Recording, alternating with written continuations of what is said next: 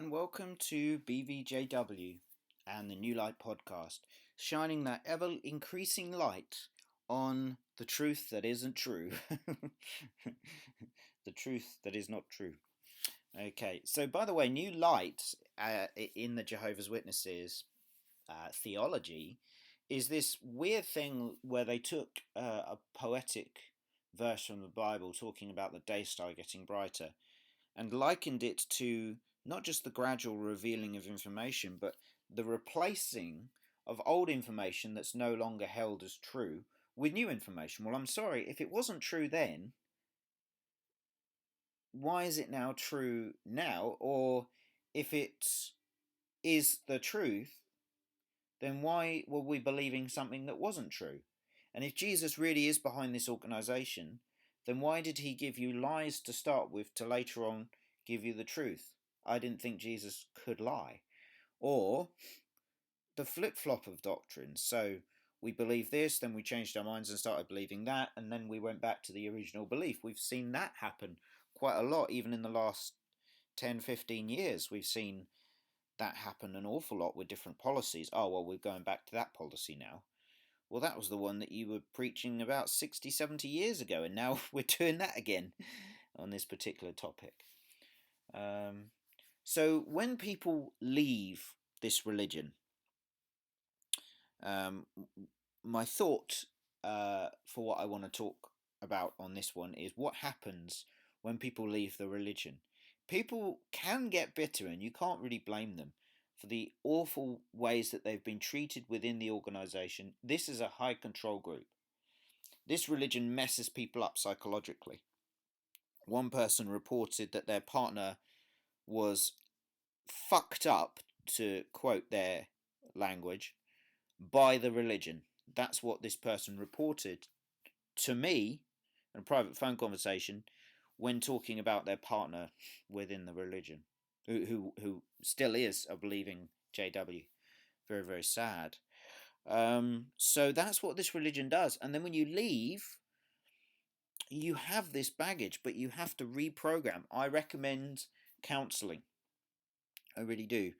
I haven't done counselling, but I recommend that because it seems to be helping, certainly helpful to some people, depending on who you get as a counsellor. I would definitely totally recommend it. Although I haven't done it myself, I am very tempted to seek counselling myself, get some kind of help. It's 15 hours. Get some kind of help with coping with the fact that I used to be in a high control group, and that resonance or that residue, is still with me to a certain degree. There's anomaly bits of code that are still in my mind from when I had that belief system. Now, when you think about religion in general, you can't blame people for becoming atheists, not wanting to have anything to do with God. You can't blame people because anything that reminds them of Watchtower to some people is just intolerable. And people were like, oh, why did they become atheists? It's not God, it's their religion that was at fault. But you can't really blame people for becoming atheist, agnostic, or believing in God but just not being a Christian anymore, things like that, because it's triggering for them and they have been spiritually abused. The Bible itself describes spiritual abuse. 2,000 years ago, in a place called Jerusalem, there were these people called Pharisees that would literally put burdens on the people. They were supposed to be spiritual gurus, spiritual leaders, and instead of which they were doing spiritual abuse with the flock.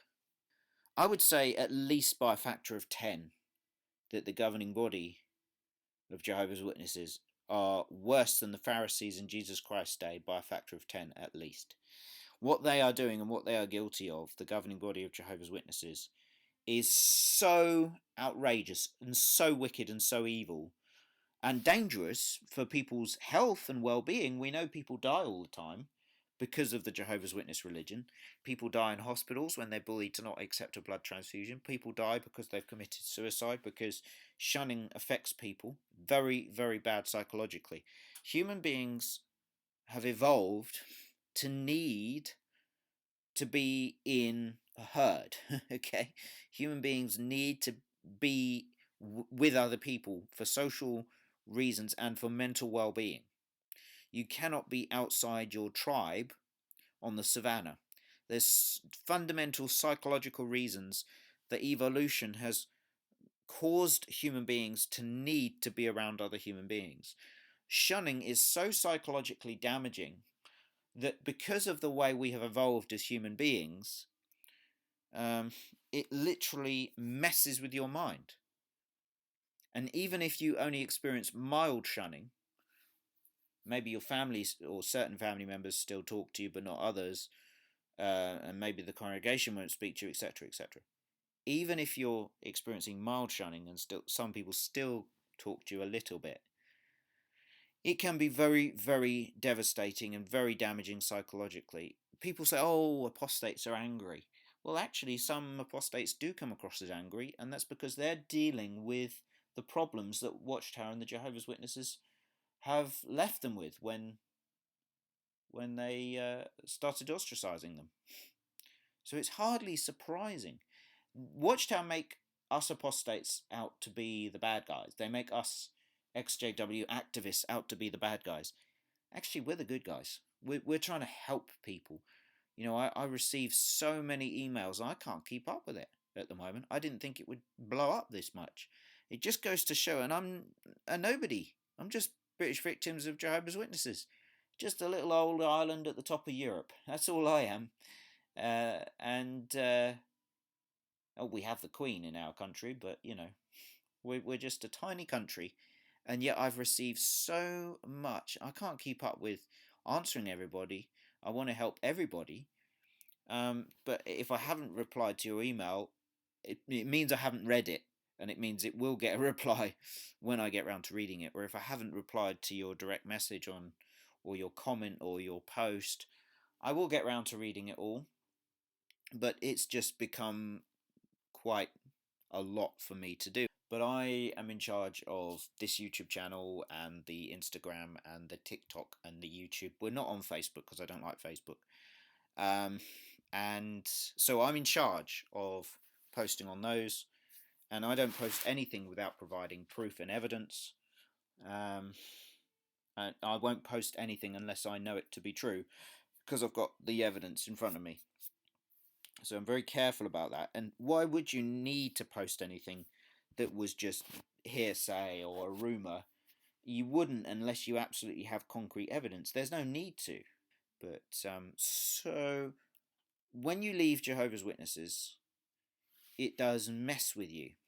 And you must expect this. You must expect to have, as I say, code anomalies in your mind that kind of make certain things triggering, or, oh, why am I thinking like this? I don't believe that anymore, you know.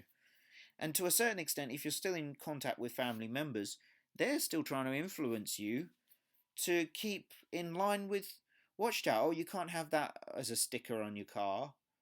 Oh, excuse me, I can. That's not offensive, and I'm allowed to have that sticker on my car. No, no, no, no. Jehovah wouldn't approve of that. Or you can't have a poppy on your car, or you certainly can't wear a poppy. Excuse me, I can do what I like. I'm not a Jehovah's Witness anymore, you know? And don't let them control you. Don't let them control you. You do you. Obviously, if you want to keep in contact and not get ostracized by your family, you do have to be careful when you're around them, what you say, and they will, of course, continue to bring up, because Jehovah's Witnesses are trained, as we know, to continue to try and bring up religion and bombard you with their own ridiculous theology. We know they're trained to do this, but what you've got to remember is their mind isn't their own.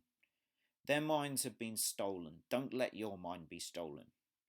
Their minds have been stolen. Their minds aren't theirs. Their eyes have been stolen so they can't see the evidence, and their minds have been stolen by eight twats in New York that claim to be the anointed of God. We know for a fact they're not the anointed of God. Any proof, remember this if you're a former Jehovah's Witness, because sometimes you can have these doubts, and that happens to you when you leave. You can have doubts. Oh, what if I've been deceived? What if it is true?